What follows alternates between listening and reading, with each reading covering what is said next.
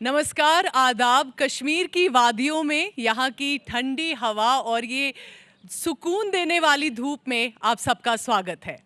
और इस बार जो हम देख रहे हैं, जम्मू कश्मीर में चुनाव है, बदलाव है और एक उम्मीद भी है। उम्मीद इस बार एक मिनिस्क्यूल माइनॉरिटी की भी है, जो पंडित कम्युनिटी है, जिन्होंने 30 साल में बहुत कुछ देखा, घर छोड़ना पड़ा। उनमें से कुछ हैं जो वापस आए और जो कुछ रहे हैं इतने सालों में, 30 साल से ऊपर, और उनका जो रिहैबिलिटेशन है, रेस्टोरेशन है उनके घरों का, और उनका रिप्रेजेंटेशन जो है वो भी एक बहुत बड़ा फैक्टर माना जा रहा है। तो आइए आज उसी पे थोड़ी चर्चा करते हैं यहाँ पर श्रीनगर में।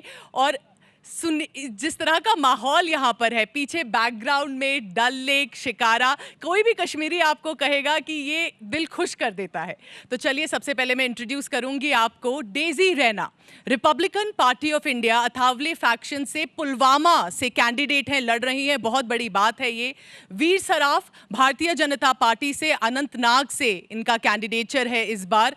और संजय सराफ, ये भी लोक जनशक्ति पार्टी, राष्ट्रीय लोक जनशक्ति पार्टी, जो पशुपति पारस के फैक्शन हैं, उनसे ये हबा कदल और अनंतनाग से लड़ रहे हैं, क्योंकि खुद एक पॉलिटिकल रिप्रेजेंटेशन राजनीति में ज़रूरी है, ये मानते हैं होना। सबसे पहले वीर जी, मैं आपसे शुरू करूंगी, क्योंकि आप भारतीय जनता पार्टी के हैं।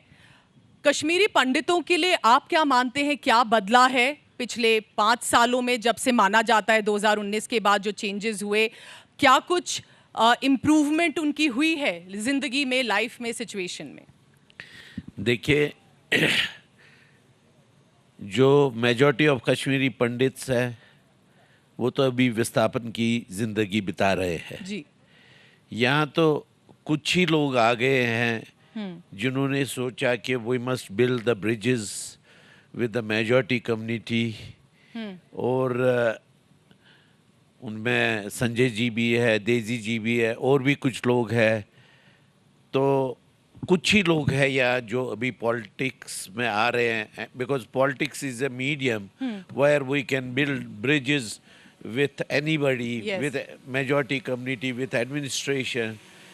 और बदलाव बहुत आ गया है।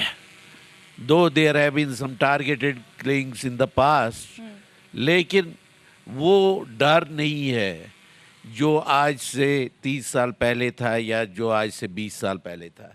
वो डर कम हो गया है।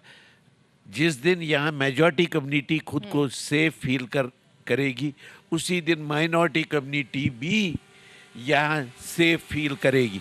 Because ultimate care taker of the minority community is the majority community.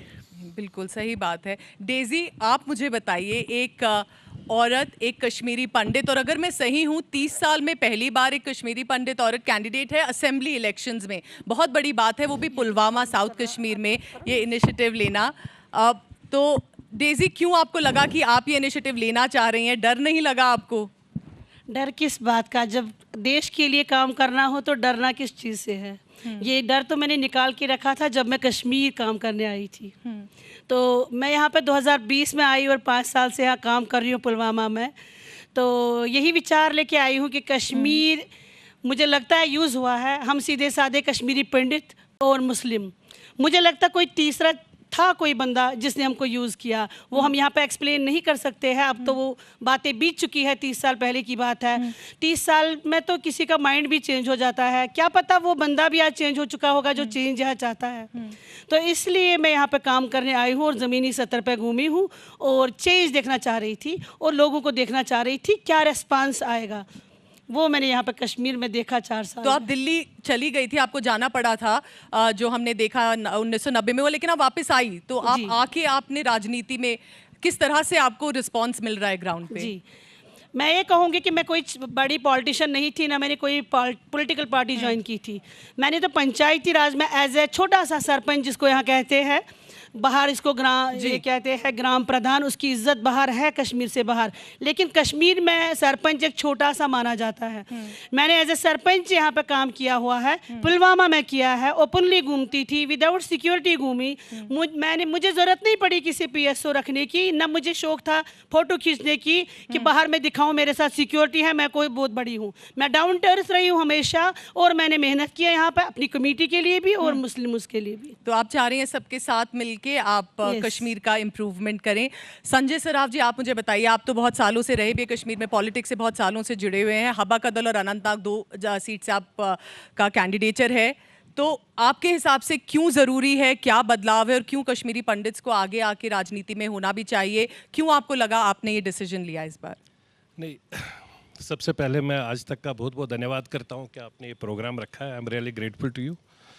देखिए, इसमें ऐसा नहीं है, जब हम कश्मीर में इलेक्शन के प्रोसेस में आते हैं तो ऑनेस्टली मैं अपने माइंड से ये नहीं सोचता हूँ कि मैं एक कश्मीरी पंडित लड़ रहा हूँ। यहाँ सब साथियों को पता है, क्योंकि मैं पिछले 24-25 साल से ग्राउंड जीरो पर काम कर रहा हूँ, पीक मिलिटेंसी से लेकर अभी तक ग्राउंड जीरो पर काम कर रहा हूँ। तो मेरे को कभी इस वक्त में ये सब चीज़ नज़र नहीं आई, एक्सेप्ट इलेक्टेड मेंबर्स जिनके माध्यम से डिफिकल्टीज हो गई, तकलीफें आ गई। बट ओवरऑल जो हमारी आम जनता, कॉमन मैन है, वो बेचारे हर वक्त साथ समर्थ है। और इसलिए मैं आज खुलकर ये बात भी बोलूंगा, कश्मीरी पंडित और कश्मीरी मुसलमान में आपस में कभी दुश्मनी थी नहीं। यहाँ अगर जो भी क्रिएट एटमॉस्फेयर हुआ है, ये create atmosphere political party, political leaders की वजह से हुआ है। उनको जिस लीडर को, अगर आप 86 अभी आपने देखा, इल्तिजा जी भी बता रही थी, इफ्रा भी बता रही थी, प्रैक्टिकल शेप में अगर आप देखें बहुत Congress Rajiv and Farooq, they were all together. 86-87 का जो इलेक्शन था, जो मफ का इलेक्शन था, कोई भी बच्चा यहाँ पत्थर लेकर, गन लेकर थोड़ी पैदा हुआ था। ये तो they have created this atmosphere. उस वक्त में मुफ्ती साहब कांग्रेस के चीफ थे, अभी इल्तिजा कह रही थी नहीं 86 में तो इन्होंने किया। भाई you both the parties were involved. It was Mufti Sayeed, Mufti साहब जो थे उस वक्त में, ही वाज चीफ कांग्रेस, और ये फारूक साहब थे NC के। तो it was actually basically it was Mufti Farooq accord, but Mufti साहब he was a shrewd politician. उसने अपने बदले राजीव फारूक अकॉर्ड करके उसको सामने रखा, और जो मफ वाला एक किस्सा है उसके बाद मिलिटेंसी क्रिएट हो गई। बाकी ऑनेस्टली मैं ग्राउंड जीरो पर घूम रहा हूँ, कश्मीर में काम कर रहा हूँ। I started Dussehra, I started Janmashtami with the support of common Kashmiri Muslim brothers. Honestly जब हमने 2004 में यहाँ जन्माष्टमी निकाली हबा कदल डाउनटाउन से, I was having just 5 or 6 Kashmiri pandits. And more security personnel. Majority people, honestly. Not only security people, yes, Majority that is need of the hour. इसमें हम लोग कहेंगे कि सिक्योरिटी की जरूरत नहीं है, वक्त था कुछ, आज भी, बट तब भी हमारे जो भी अपने मेजॉरिटी कम्युनिटी के साथी थे, बहुत भाई थे हमारे साथ में, हर वक्त हमारे साथ में 24/7 हमारे साथ में रहते थे। तो I never feel like that कि आई ऑलवेज फील, चाहे हम यूपी, बिहार या ऑल ओवर इंडिया में मैं कंपेनिंग करता हूँ, मेरे को तो कभी भी इसमें कोई बिल्कुल फर्क नहीं लगा आपको? हाँ, yes, there is a difference when honourable MLA of National Conference जब वो 117 मकान तोड़ती है कश्मीरी पंडितों के, और उन मकानों को तोड़ के एक दुकान बनाती है, 5 लाख 10 लाख में वो दुकान की बात बेचती कर रहे हैं आप? ये अभी मैं कह रहा हूँ पिछले 15-20 साल की बात है, जब वहां पर थे। तो उससे इनसिक्योरिटी फील होती है, और उससे नंबर 1 इनसिक्योरिटी फील होती है। दूसरी चीज, जो मेजॉरिटी कम्युनिटी कश्मीरी मुस्लिम ब्रदर्स है पूरे देश में, जब कश्मीरी पंडित उसके ऊपर गलत बात वहां पर इसलिए बोलता है क्योंकि उसका बेचारे का मकान गया है, और उसको ये नहीं पता है मकान किसने लिया है। जब वो लास्ट में आज उसको पता लग रहा है उसका मकान किसी कॉमन कश्मीरी ने नहीं लिया था, ये किसी पॉलिटिकल पार्टी के लीडर ने तोड़ा था, अपने पैसे के लिए उसने लिया।